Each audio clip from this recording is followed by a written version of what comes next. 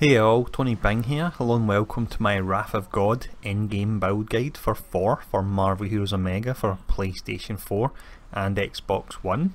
Now in this build guide video we will look at the skills and talents required for this setup. We'll have a look at the optimal synergies. We'll check out the infinity point allocation, and this is where we would place the first 100 points. We'll then look at a general gearing priority, and at the end of the video we have some gameplay to show off the build in action as well. Now if you want to jump to any section, check out the description, there will be timestamps there. Otherwise we'll start off by looking at the skills. For the skill setup we have here then, it's all about generating Odin Force so we can use skills that are buffed and get Godly Smite, because it hits for a huge amount. It's almost doubling the damage of skills when you've got this active. Now when it comes to the main filler, there's a few options for you. Thor can actually be pretty squishy, which is a bit strange. You wouldn't expect him to be, but he is. So currently I'm using Hammer Strike, but if you use that you'll have to compensate by getting health on your ring and so on to make up for the fact that he's a bit squishier and you'll be standing toe to toe with enemies. If you would rather not do that, you've got the option of two different range skills. You've got Hammer of Storms, where you throw Molnir and it will come back to you and you can spam that. And then you've also got Forked Lightning, which you can use as well. So it's really down to you. The melee one, Hammer Strike, does do the most damage on single target, that's why I'm using it, but again it's down to your own individual playstyle what one you choose to go for.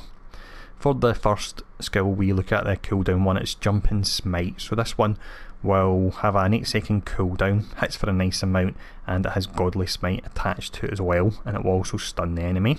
Now once we've leaped in, we're in their face, we follow up with Hammer Smash, provides vulnerability, knocks them down, and again this will do Godly Smite damage.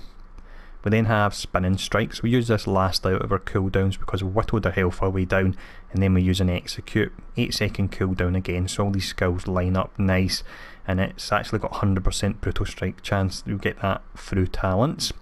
Now in order to get your Godly Smite you need to have Odin Force, so you've got various Odin Force generators. First one is Son of Odin, which is a ranged Odin Force generator, and then we then have Ragnarok, which is a melee Odin Force generator.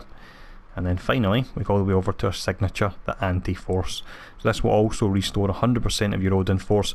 It's got 100% critical hit chance, increased critical damage, and through talents we've got it that when we activate it, it will actually activate for Asgard as well, which has got an amazing buff on it, and the cooldown is 20 seconds as well, so it lines up perfect. So every time you fire off your signature you'll get max Odin Force, but you'll get a 50% uptime on this fantastic buff here as well.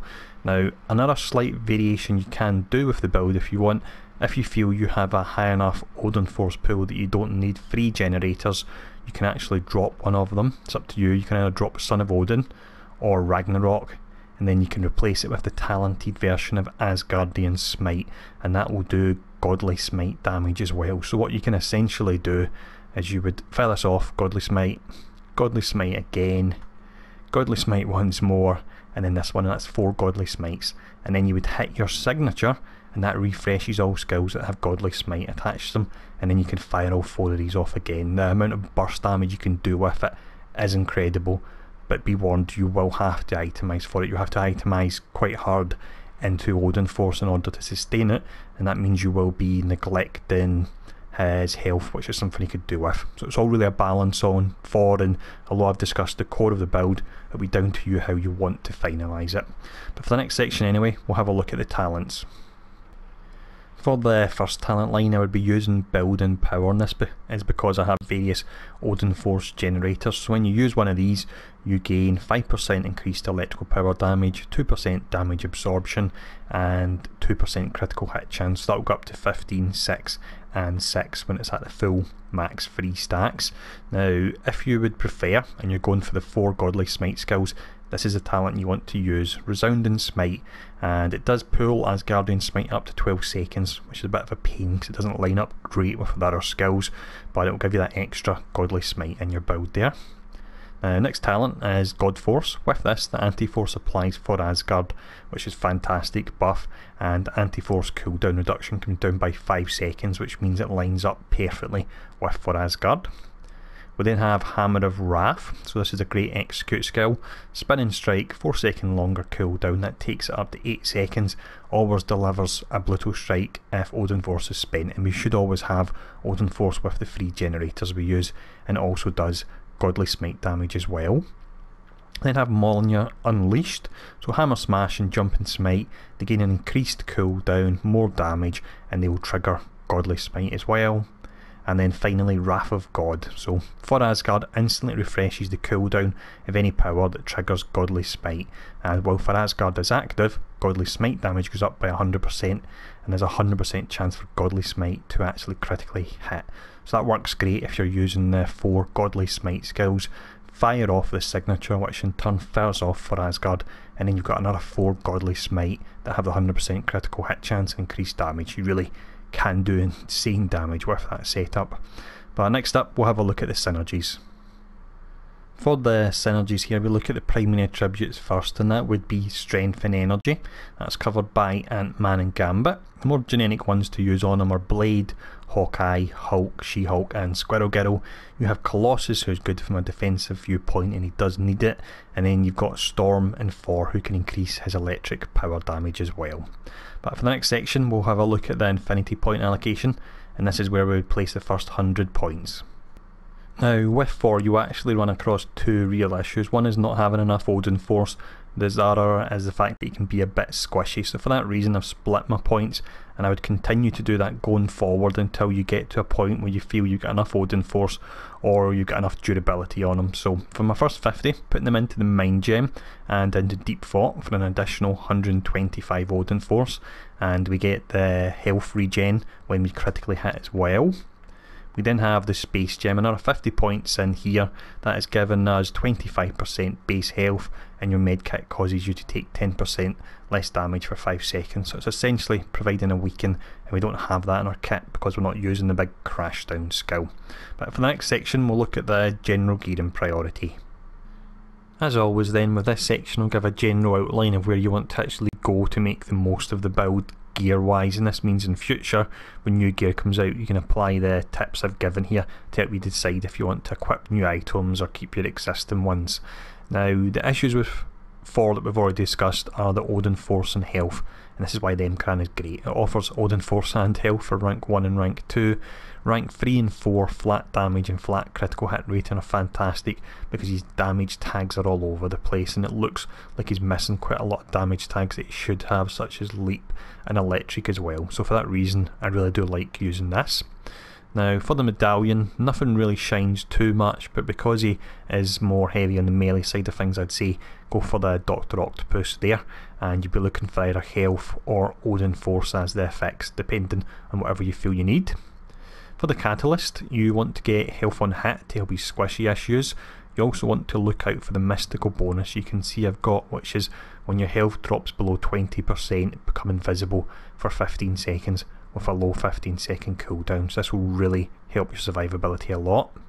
For the relics, Relic of Gibram for an extra Odin Force. If you don't need the Odin Force, then go for another defensive relic instead. Artifacts, which we don't normally cover too much, I'll show a few off. We have the Hand of Doom, which is great because it's got 2 of his primary attributes, Strength and Energy. It's also got critical hit rating and brutal strike rating. And then we have another 2 items that can work good. The Improved Arc Reactor. This gets rid of any issues you'll have with Odin Force in one simple item slot. It offers 550, which is a huge amount, and to help your survivability you can also slot in Tanya's Love Letter because that will give you the weaken to enemies that are nearby, and it's 10% and it does actually make quite a bit of difference there.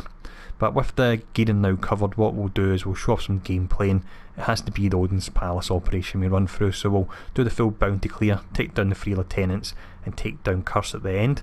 As always I will mention this gameplay is just to show off the rotation and how the build flows. It's not to show off how he plays in best in slot cosmic gear, because you can see I don't have it because I simply don't have the time to gear out every single hero that I do one of these videos for. But I hope the gameplay is fun regardless. If there's any questions, as always, feel free to ask, and I'll see you all again soon.